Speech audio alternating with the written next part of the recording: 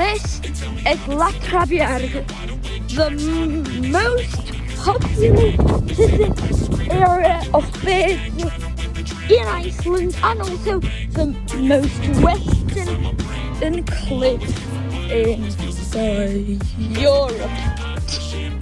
Now a few seconds to take in the appreciation on how beautiful this looks.